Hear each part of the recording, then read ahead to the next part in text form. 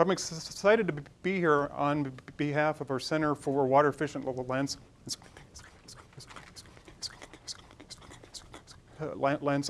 Landscaping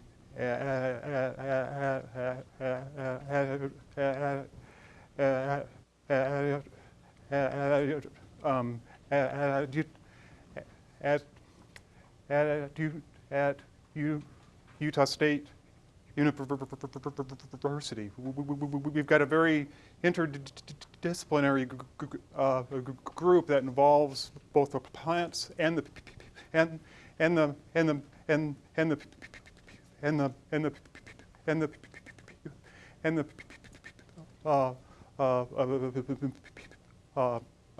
people. And really, anytime you bring those two things together, it gets really complicated and messy. But I think bringing those together helps us really come up with the best answers in the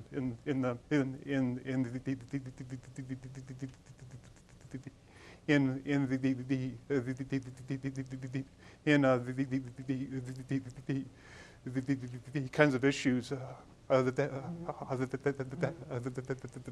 we deal with. And my goal here is not to tell you that we need turf everywhere. That's not my goal here. I'm going to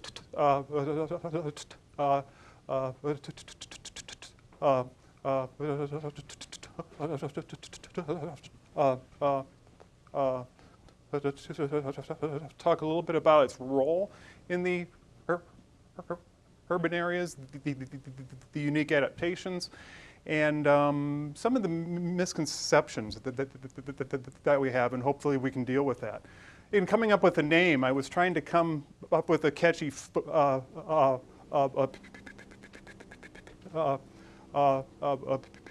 picture as well.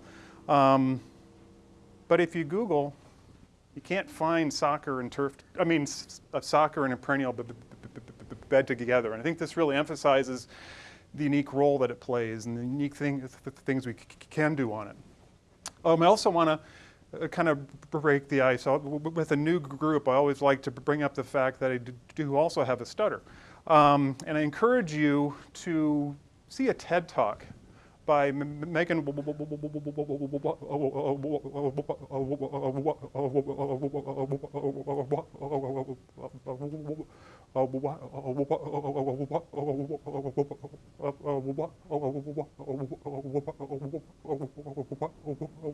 Washington, who is a singer-songwriter, and she gave a talk a couple years back on this and some of the realities and the fears and that kind of thing, and she just nails it.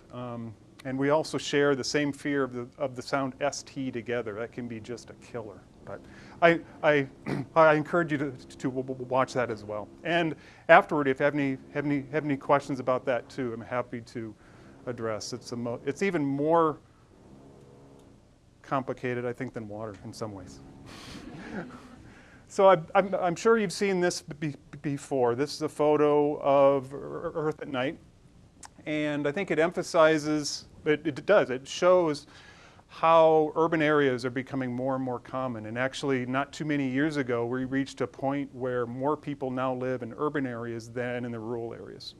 And that's important, I think, because in order to save land for agriculture, save it for conserving natural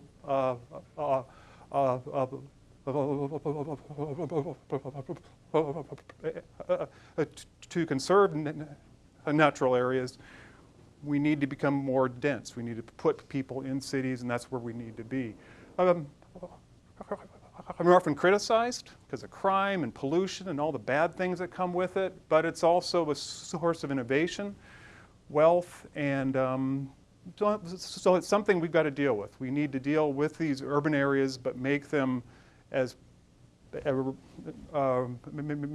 sure that the quality of life is good in those areas. One thing that urban landscapes really do is that they bring people together.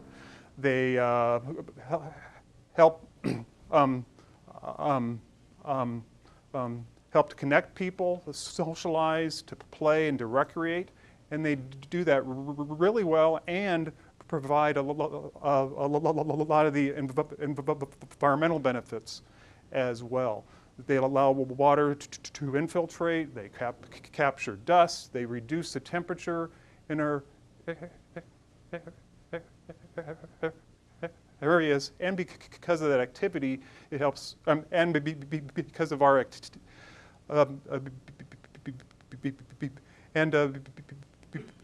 because of our activity on those areas, it also helps us to be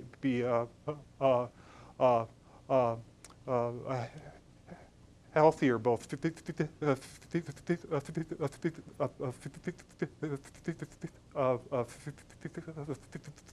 physically and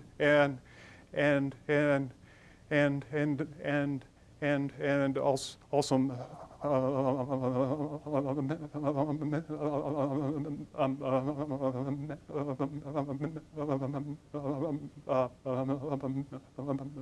mentally too.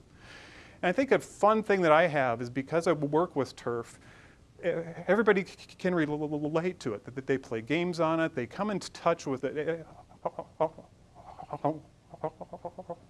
almost every day, and so it's immediately something we can connect with.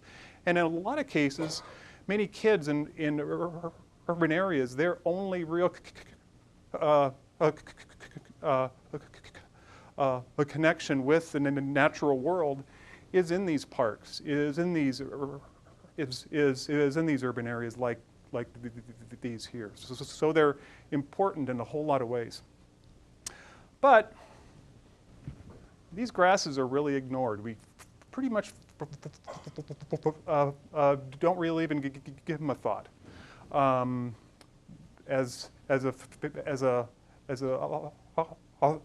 an author of one of the classic grass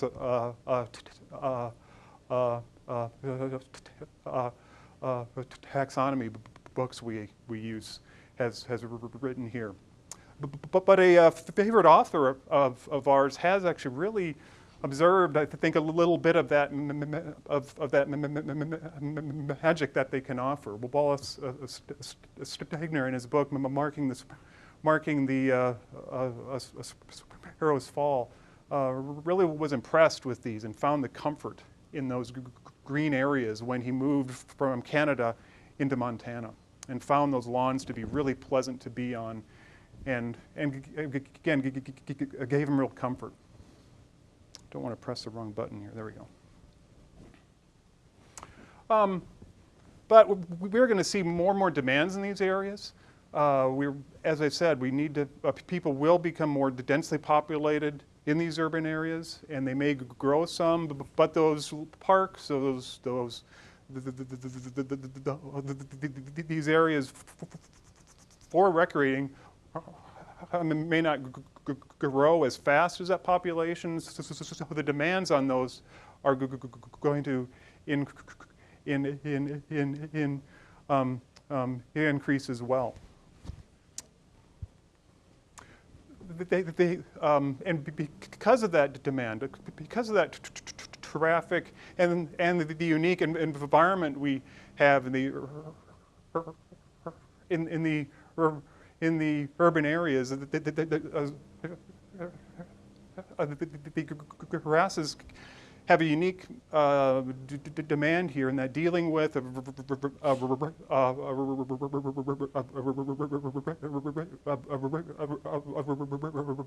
range of conditions, whole bunch of traffic, and then expectations as well. It's one of the few plants that can handle all the activities we do on it. I mean, it's amazing that this grass can grow under 300-pound men crashing into each other every week, and it still grows and maintains that on these soccer fields and a parking lot. My gosh, that's amazing. And deal with some really terrible conditions. We don't plant our urban landscape plants in places because they grow well there. We have a site, we have a park, we have a yard for that matter, And we expect our stuff to grow there regardless. And they deal with these conditions actually pretty darn well. A very extreme example of how this has worked is the Wing Point golf course out by the airport, which is now gone, but no farmer in their right mind would grow any crop out there. It is horrible. But they've done a really excellent job in that golf course. It works really well and it looks good too. So it's amazing. Expectations are high. Yeah. What is it about grass? My PhD advisor said, grass grows in spite of us. And it's really tough. We have this misconception that we need to baby it, that it needs all kinds of inputs. And I teach my classes in that we way over water, over fertilize, over whatever. But it's really tough. It's really tough and can handle a range of conditions. Yeah, thanks. So they're really special plants, and I want to kind of hit on a few of these misconceptions that people have. And beginning with the kinds of grasses to deal with water, environmental impacts a little bit, and pests, etc. And the thing I like to tell people is grass is meant to be used. I always jump on the grass when I bring out my class every fall, and I'm standing out there jumping on the areas, and they kind of, whoa, it's meant to be used. This is my front yard, and I think it's an example of a mixture of stuff. We've got a native turf here, we've got landscape plants that are native and introduced, and it does really well. Is that blue grama? No, it's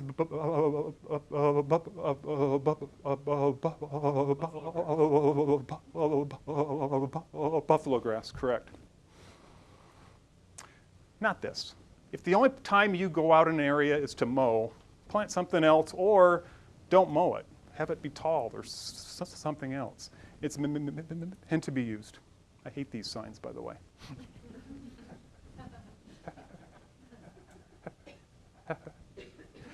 Now, there's some real dilemmas, however, in that we want to have a low-maintenance turf. We might want to have it be native, etc. Because we like those areas. We like how they look. We like the flowers. We like the diversity. We like the different conditions. This is an area in eastern Wyoming, and we sometimes like that look, natural look, and we may want some native grasses or something unique. But we want it relatively short. We don't want all the snakes and bugs that go with it. It may get brown. Oh my gosh, we can't have a fire hazard. We want it to look nice. What we see when we're out there hiking, when it's there, if we brought that into town, that would not be acceptable. There's often a lot of trash, a lot of leaf litter, a lot of sticks. So we want it to look tidy too. Want people to play on it. We want our kids to be on it. Oh, and by the way, we don't want to water. We want it to be green all year, but we don't want to water. And we want to grow where it's wanted. And I live in the middle of the valley where it's heavy clay and kind of salty, but I like those plants up in the canyon better, so let's bring those there. It's some unique challenges, some really unique challenges. I'm going to go through this relatively quick because of the time and maybe for questions. How many turf grass, or how many species do you think you could grow as a turf here in the Salt Lake Valley? How many think it's more? It's like 5 species. How about 10 species? How about 20? Yeah, it's more around the. It's about like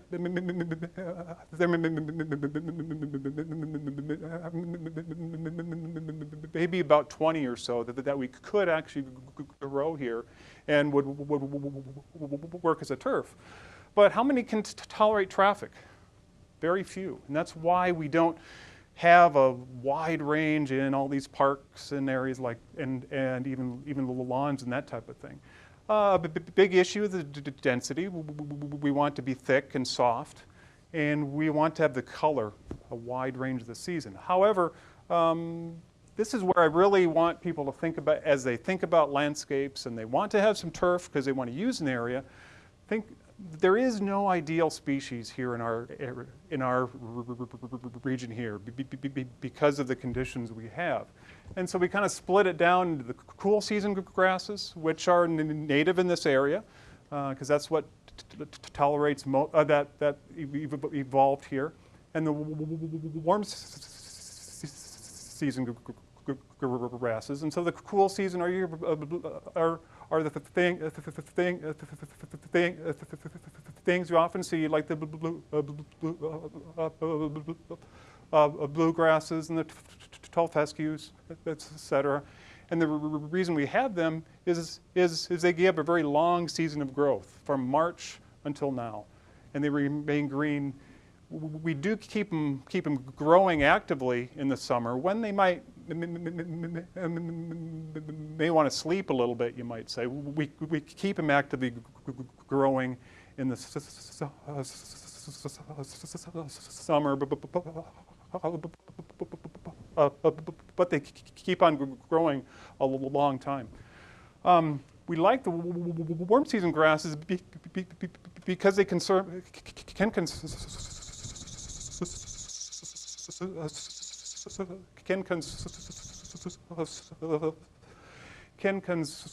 a lot of water. Can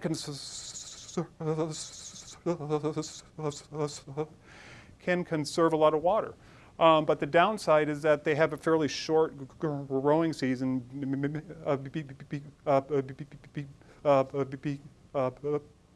because of our cooler temperatures in the spring and fall. My yard is brown until maybe mid-April, but that drives some people nuts. They want after the snow is off and they want to have activity on there, it's still brown. And so really guide your choices based on when you want to use those areas and then choose them accordingly. Turf is not an aquatic plant. So many people that are just amazed that drier is often better. These things evolved under fairly dry conditions. I don't know where that misconception has come from, that it needs lots of water, because it doesn't. I think it's often regarded as insurance. We see a brown spot. Oh, it needs water. I'm going to be out in this area. It needs more water, and that just keeps going and going and going. That causes a lot of problems in the overall management. It may leach a lot of nutrients down below. It causes weeds and diseases, etc. And there's things we can do, though. We can improve irrigation systems, but really know the site. Be connected to it. We found that the people that really have connected with those with parks, with landscapes, with the grounds around schools, really can adjust how they manage. The real problems we see is when you have an absentee person actually taking care of an area. So really having that connection is important. I don't think we have to have this. This is a photo from a colleague in Arizona. I don't think we have to have that. Sometimes I also hear how turf is really bad for the soil and it's sterile, but in fact there's really not much better for a soil than a perennial grass. And the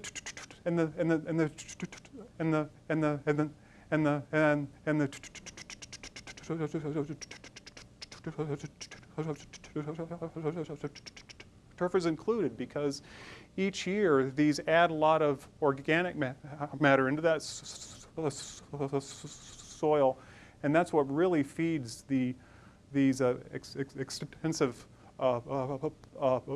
populations of of all the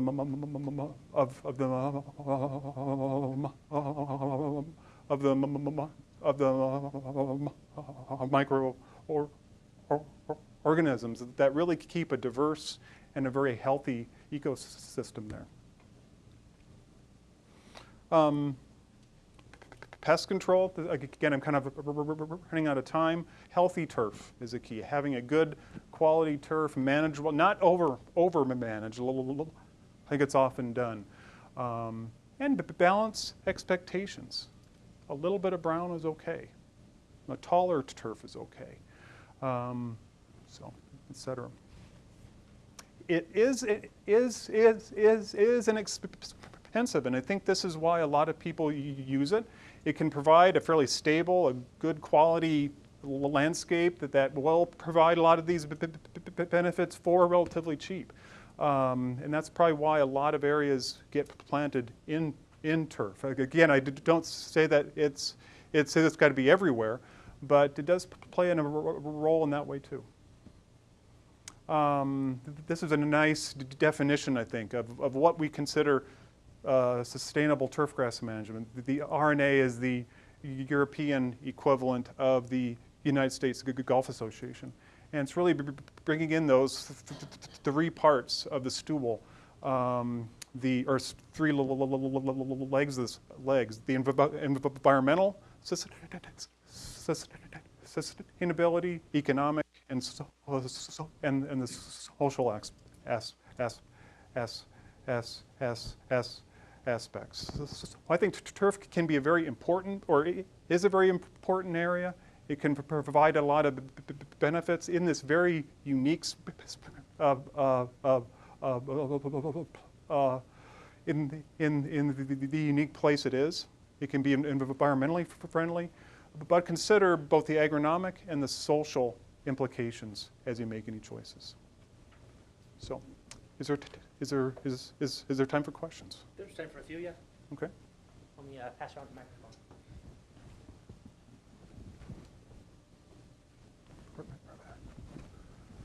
In general, what do chemical fertilizers and weed control chemicals do to your microorganisms? Can you generalize? There's been a lot of work done on trying to track the whole community in that soil. As far as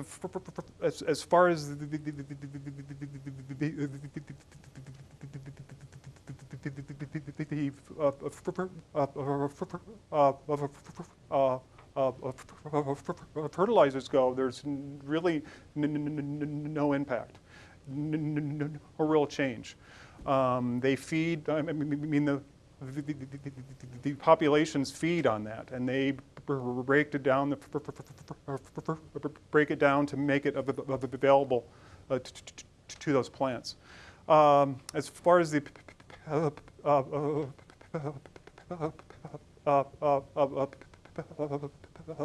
pesticides, if it's overused, if they're overused and they're constantly being applied, they can have a small effect, but they relatively quickly bounce back again because of that huge population in that soil. So again, as I always say, don't sometimes people over manage these areas.